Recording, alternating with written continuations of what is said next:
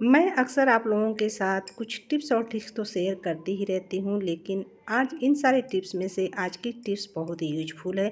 मुझे बहुत यूजफुल लगा तो मुझे लगा कि आप लोगों के साथ शेयर किया जाए। तो वीडियो को पूरा देखिएगा तभी पता चलेगा। वीडियो अच्छी लगे तो लाइक और शेयर भी कीजिएगा। तो चलिए कम बातें करते हुए वीडियो को शुरू अगली कर टिप्स लेते हैं। हमारी इस अंगूर को लेकर के है। जब हम मार्केट से अंगूर लेकर के आते हैं तो क्या करते हैं, इसे धुल करके हम खाने बैठ जाते हैं। लेकिन ऐसा कभी ना करें, क्योंकि अंगूर में हमारे केमिकल होता है और इस तरह से हम जो है कि पानी से धुल देते हैं तो इसका केमिकल निकल नहीं जाता है, इसका केमिकल जो है कि रह जाता है। तो हमें अंगूर को किस तरह से इसे धुलना चाहिए और किस तरह से खाना चाहिए, तो आपको क्या करना है, पहले अब अंगूर को हम साइड में रखेंगे और यहाँ हमने बाउल में पानी ले लिया है। अब इसमें क्या करेंगे, अब इस पानी में हमने यहाँ थोड़े से हल्दी पाउडर डाल दिए और थोड़े से हम इसमें नमक डाल दिए। अब इसको क्या करेंगे, अच्छे से इसका घोल बना लेंगे। इस तरह से घोल बना करके तैयार कर लें। इसके बाद इसमें अंगूर को इस तरह से डाल करके अच्छे से इसे जो है कि धो लें। अब देखिए ये बिल्कुल जो है कि इसमें केमिकल नहीं रहेगा और ये बिल्कुल केमिकल फ्री रहेगा। अब आप जो है इस अंगूर को खा सकती हैं। इस तरह से आप जो है अंगूर को धुल करके आप रख लीजिए और जब भी खाना हो आप इसे खा सकते हैं। ये बिल्कुल केमिकल फ्री है। तो उम्मीद करती हूँ कि ये वाली टिप्स आप लोगों को अच्छी लगी होगी। टिप्स अच्छी लगी होगी तो एक लाइक ज़रूर दीजिएगा। अगली टिप्स हमारी इस खरबूजे को लेकर के है। हमारे यहाँ इसे खरबूज कहते हैं और आपके यहाँ इसे क्या कहते हैं, आप मुझे कमेंट करके ज़रूर बताइएगा। हम इस खरबूज को अब हम कट करेंगे और इस खरबूज को काटने के बाद आप किस तरह से इसे खाना पसंद करती हैं, किस तरह से बच्चों को और बड़ों को आप देती हैं। तो यहाँ मैं किस तरह से अपने बच्चों को मैं देती हूँ। और पहले हम क्या करेंगे, इसे हम बीज से इस तरह से हम पहले कट करने के बाद हम क्या करेंगे, यहाँ जो है कि इस बीज को हम पहले निकाल देंगे। आप क्या करती हैं, इस बीज को फेंक देती हैं। इस बीज को आप लोग फेंका मत कीजिए, इसे स्टोर करके भी आप रख सकती हैं। जब थोड़ा सा ज़्यादा हो जाए तो आप इसे धुल करके सुखा करके स्टोर करके रख लीजिए, क्योंकि अक्सर हमारे बहुत सारे रेसिपियों में हमारे जो ये बीज काम आते हैं। अक्सर हम चटनी बनाते हैं तो उसमें भी यूज करते हैं, तो लड्डू वगैरह बनाते हैं तो हम इन बीजों का इस्तेमाल करते हैं। अक्सर हम मार्केट से इसे ख़रीद करके ले आते हैं। तो इस तरह से हम अगर स्टोर करके रखेंगे और ज़्यादा हो जाएंगे तो हम इसको जो है कि साफ़ करके और सुखा करके हम इसे स्टोर करके रख सकते हैं। तो बस हम इसका बीज निकाल लेते हैं। बीज को निकालने के बाद इस तरह से हम पहले खरबूजे को कट कर लेंगे। अक्सर ये जो है कि गर्मी के सीज़न में मिलता है और इन सब फल को खाने में बहुत ही जो है कि गर्मी में ठंडा ठंडा बहुत ही अच्छा लगता है।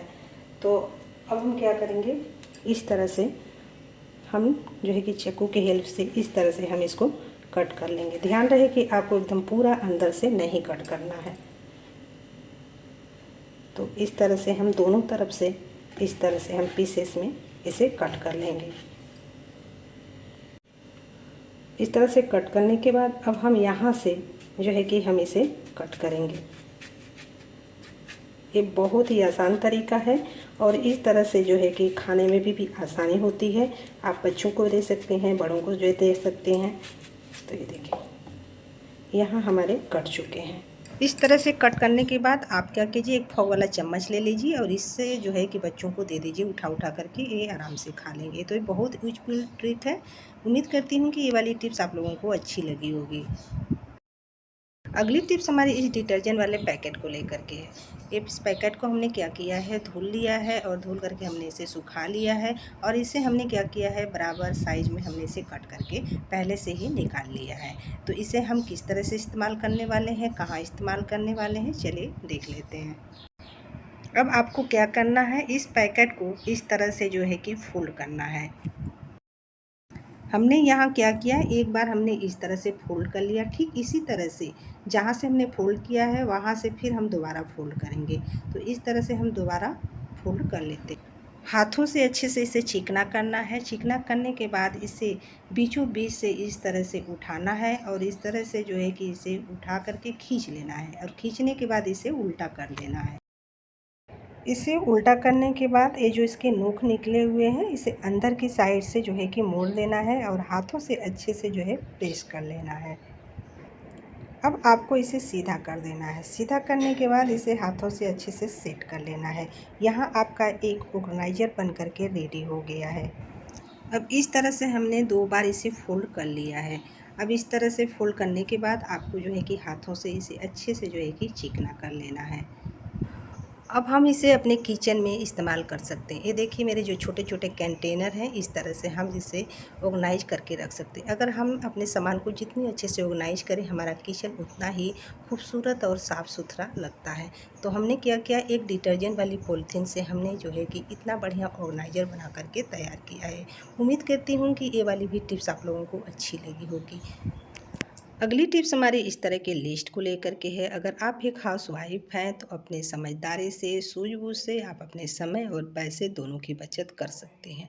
हम अपने किचन और घर के ज़रूरतों के सामान मंगाने के लिए हम क्या करते हैं, लिस्ट बनाते हैं। लिस्ट इसलिए बनाते हैं कि कहीं कोई सामान हमसे छूट न जाए। अक्सर ऐसा होता है कि अगर हम लिस्ट बना कर के न तैयार करें तो हम अगर मार्केट से सामान लेने जाते हैं तो हम भूल ही जाते हैं कि हमें क्या लेना था। तो कोई ना कोई सामान छूट जाती है, इसके लिए हम लिस्ट बनाते हैं। अगर आप बार बार लिस्ट बनाती हैं तो ये टिप्स आपके लिए बहुत ही यूजफुल है।